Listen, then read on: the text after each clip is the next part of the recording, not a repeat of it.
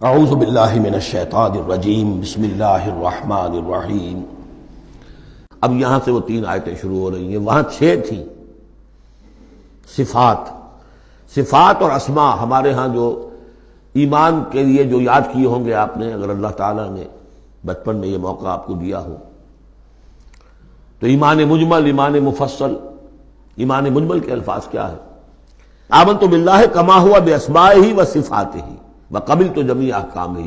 تو اسماء اور صفات باری تعالیٰ کے موضوع پر سورہ حدید کی پہلی 6 آیات، یہ قرآن مجید کا ذروہ سلام ہے، چوٹی، سلام، چوٹی۔ ذروہ کہتے ہیں اونٹ کے کوہان کو، کوہان کی بھی اونچی، جو سب سے نمایاں شے ہوتی ہے۔ اسماء پر یہ سب سے بڑا گلدستہ ہے۔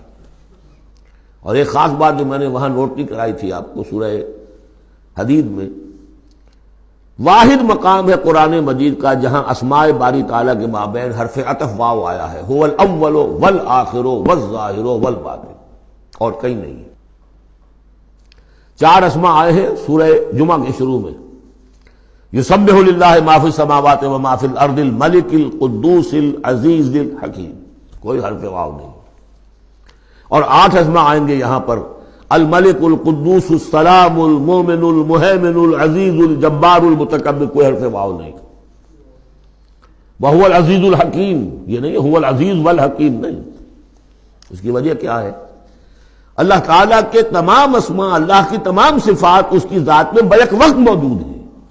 واو میں تو مغایرت پیدا ہو جاتی ہے، واو میں تراخی پیدا ہو جاتی ہے، لیکن یہاں کیوں آئے سورہ حدید میں؟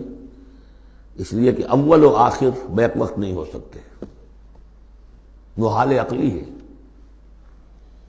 ظاہر و باطن ایک وقت میں ہو سکتے ہیں، میرا ظاہر میرا باطن یہ تو ایک ہی وقت میں موجود ہے۔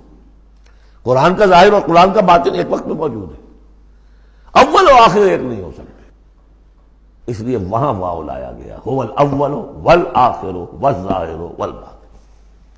بہرحال اب یہاں پر نوٹ کیجیے، هو اللہ الذی لا الہ الا هو، وہی ہے اللہ جس کے سوا کوئی الہ نہیں۔ عالم الغیب والشہادہ، جاننے والا ہے کھلے کا اور چھپے کا، وہ بھی جو تمہارے سامنے ہے اور وہ بھی کہ جو تمہاری نگاہوں سے پوشیدہ ہے۔ اس لیے کہ غیب اور شہادہ جو ہے یہ ہمارے اعتبار سے، اللہ کے اعتبار سے نہیں، وہی ہے اللہ کے جس کے سوا کوئی الہ نہیں۔ هو اللہ الذی لا الہ الا هو عالم الغیب والشہادہ، یہ بھی ایک نام کی حیثیت سے شمار ہوتا ہے، جو اسماء 99 گنے جاتے ہیں، عالم الغیب والشہادہ یہ ایک نام ہے اللہ کا۔ اور میں عرض کر رہا تھا کہ اللہ کے لیے سب شہادہ ہی شہادہ، غیب ہے ہی نہیں۔ اس نقطے کو یہاں سمجھ لیجئے، اس لیے کہ یہ سورہ جن میں آئے گا پھر دوبارہ، اور بہت اہم طریقے پر آئے گا۔ جب قرآن میں غیب اور شہادہ کا لفظ آتا ہے وہ ہمارے اعتبار سے، کہ ہمارے لیے ایک چیز وہ ہے کہ جو ہمارے حواس خمسہ کی گرفت کے دائرے کے اندر آ جاتی ہے، چاہے وہ ٹیلیسکوپ سے آئی ہے اور چاہے وہ مائکروسکوپ سے آئی ہے، لیکن دیکھنے والی شے ہماری آنکھ ہے۔ غیب وہ ہے جو ہم سے چھپا لیا گیا، جنت ہے، دوزخ ہے، آخرت ہے، فرشتے ہیں، خود سب سے بڑی ذات باری تعالیٰ ہے، لیکن اللہ ہر شے کا جاننے والا۔ هو الرحمن الرحیم، وہ رحمان ہے اور رحیم ہے۔ اس پر سورہ فاتحہ پڑھتے ہوئے میں نے وضاحت کی تھی۔ هو اللہ الذی لا الہ الا هو، وہی ہے اللہ جس کے سوا کوئی الہ نہیں۔ الملک، بادشاہ حقیقی، القدوس، پاک، السلام، سلامتی اور سالم، ہر اعتبار سے سالم، کوئی اس کو نزل پہنچانے والا نہیں ہے، ہر عیبوں سے پاک۔ المومن، امن دینے والا، امان دینے والا۔ المہیمن، پناہ میں لینے والا۔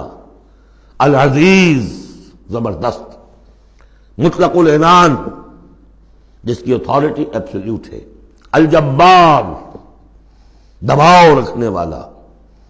المتکبر، عظمت والا، بڑائی والا۔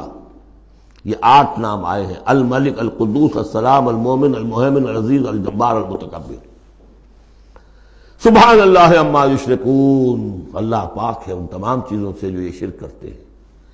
هو اللہ الخالق البارئ المصور، وہی ہے اللہ. اب تین نام اور آگے، الخالق، الباری، المصور. ان میں خاص ربط ہے. خلق، اس میں سب سے پہلے اگر ہم اپنے اوپر قیاس کریں تو پہلے کوئی شے بنانے سے پہلے ذہن میں ایک نقشہ بنتا ہے. بڑھئی نے میز بنانی ہے، اس کے ذہن میں میز کا نقشہ پہلے بن چکا ہے. کرسی بنانی، کرسی کا نقشہ بن چکا ہے. یہ اس کی ذہنی تخلیق ہے. پھر وہ اسے ظاہر کرتا ہے عالم واقعہ میں. وہ لکڑی کی میز بنا کر اسے واقعہ نمایاں کر دیتا ہے، لے آتا ہے. پھر اس کی تصویر، فنیشنگ ٹچز، اس کو رنگ روغن، یہ تینوں مرحلے ایک ہی پروسیس کے ہیں. اللہ نے تخلیق فرمائی، پھر اس کو ظاہر کیا عدم کے پردے سے نکال کر اور وجود کے پردے میں لے آیا. باری، برا کہتے ظاہر کرنے والا. من قبل ان نبرأہا، اس سے پہلے کہ ہم اسے ظاہر کریں.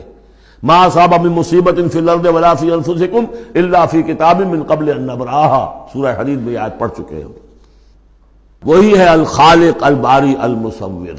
لہ الاسماء الحسنی، تمام اچھے نام اسی کے ہیں. یسبح لہ ما فی السماوات والارض، یہاں نوٹ کر لیجئے، یسبح لہ ما فی السماوات وما فی الارض نہیں ہے، یسبح لہ ما فی السماوات والارض. سورہ حدید کے شروع میں تھا سبح للہ ما فی السماوات والارض. سورہ حشر میں آیا سبح للہ ما فی السماوات وما فی الارض. یہاں یسبح للہ ما فی السماوات والارض، اور پھر دو مرتبہ آئے گا یسبح للہ ما فی السماوات وما فی الارض. سورہ جمعہ کے شروع میں بھی، سورہ تغابن کے شروع میں بھی. وہو العزیز الحکیم. دیکھیے اس سورہ مبارکہ کی خاص خصوصیت یہ ہے، شروع بھی ہوئی تسبیح کے ساتھ، اختتام بھی تسبیح کے ساتھ. شروع میں بھی العزیز الحکیم، زبردست حکمت والا، آخر میں بھی العزیز الحکیم. صدق اللہ العظیم.